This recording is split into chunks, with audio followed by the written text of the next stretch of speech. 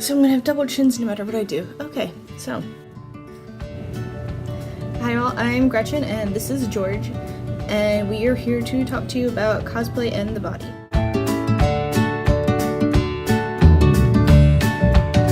So we're going to talk about how different parts of society, our culture, politics, and everything help shape our bodies, both physically and how our bodies are viewed. So today I'm going to talk about cosplay. Cosplay has grown mainstream over the past couple of years. I'm not going to go in and define cosplay. It's 2018. Everyone has seen BuzzFeed articles with the best Disney cosplays. If any of your friends have ever watched TV or movies, you've probably seen them share cosplayers of their favorite show or movie. You've seen cosplay, you know cosplay.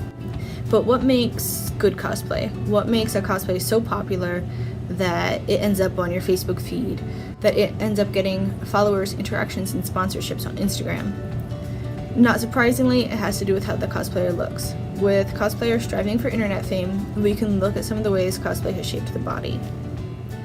As you enter the cosplay community, the immediate effect on your body is the self-consciousness of its shape.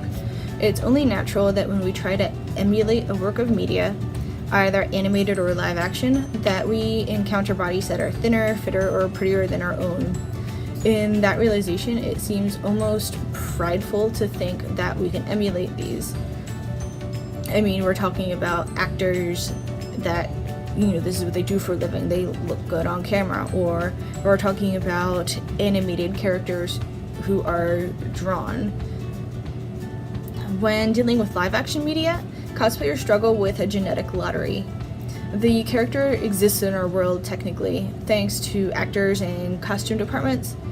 It is, sometimes you can work your body into the shape of the actors. One of my friends has her favorite actress's measurements memorized, so she's been doing a special diet and exercise routine to try to make her own measurements match. But even when you're trying that hard, when you're paying that much attention to detail, there's only so much you can do about your genetics. They're still going to determine where your fat and muscle sit on your body. There's also the matter of facial structure that plays a major role. If a cosplayer is graced with a face similar to an actor's, they will experience greater success in their cosplay. If they automatically look like the actor, they have a leg up. Others have to turn to prosthetics and stage makeup to compensate for this factor. The truth is that genetics play the biggest role in whether or not a cosplay of a live-action character will go over well.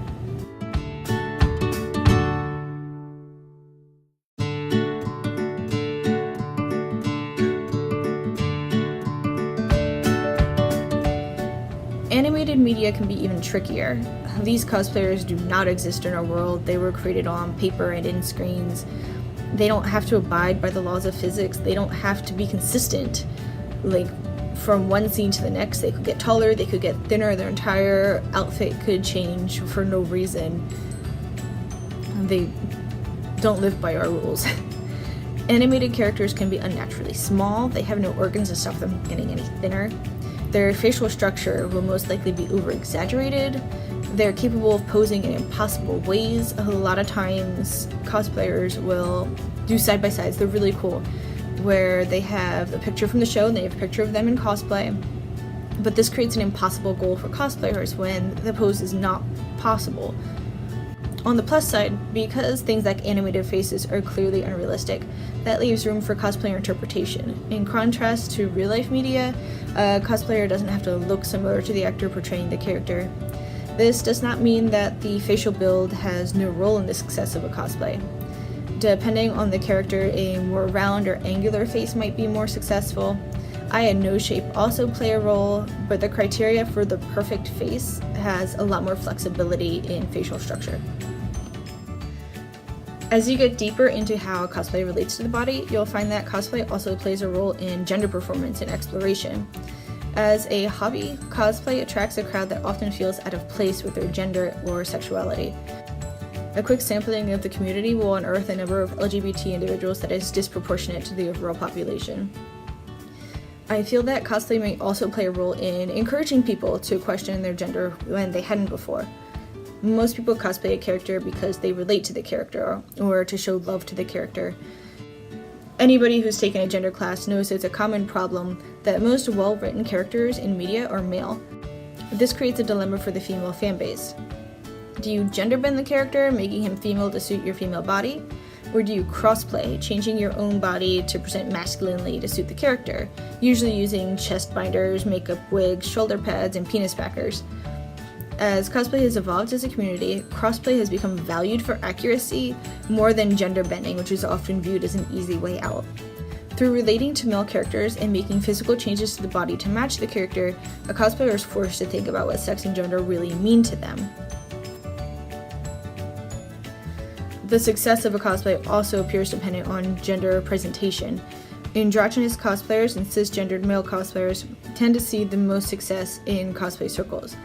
It's not uncommon for a cisgendered man to forego the costume and simply pose shirtless in a wig, an option not available to crosplayers.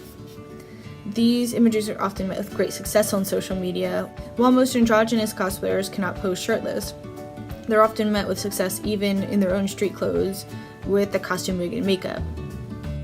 So even when a cosplayer's body might be physically female, the more masculine the cosplayer, the more successful they tend to be. That's not to say that cisgendered female cosplayers aren't met with success. When a woman cosplays a female character, especially in a sexy costume, they're often successful, but usually that success is not attention from other cosplayers, but from fans of the media that don't participate in cosplay. One of my friends has a really intense Instagram following, but she realized lately that she doesn't have a lot of cosplay friends. Her Instagram following is mostly photographers or just people who like pretty girls. And then there's also, on most cosplay forums, you're going to end up with a lot of people looking down on female cosplayers who do these sexy costumes. They claim that a wig and a bathing suit isn't real cosplay, even though we have these half-naked men who don't even have the bathing suit, they just have the wig, and they're very popular. The cosplay community is not kind to female cosplayers.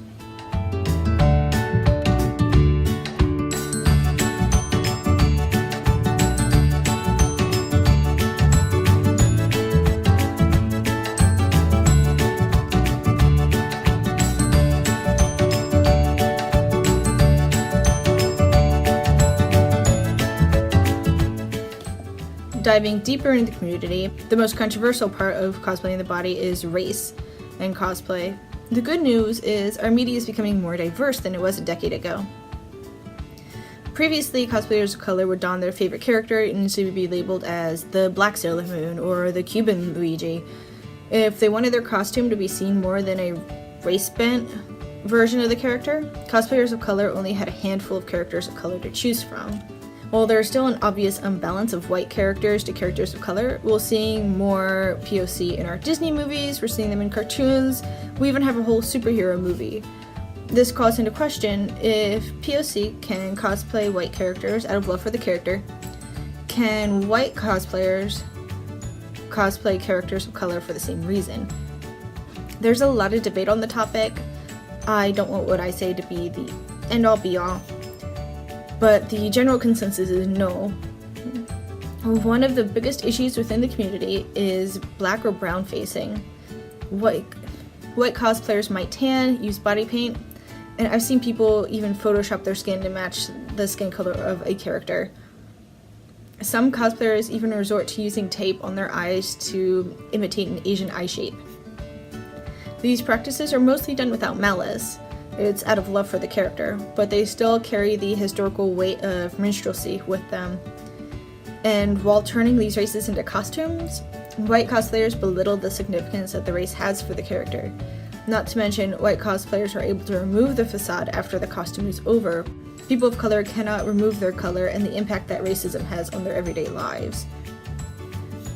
These characters can be cosplayed without altering the cosplayer's race, but generally it's better to just step away from the costume. As I said before, the number of white characters in media still well outweighs the number of characters of color. A white cosplayer may not be able to cosplay their favorite character, but there are a variety of other characters to choose from.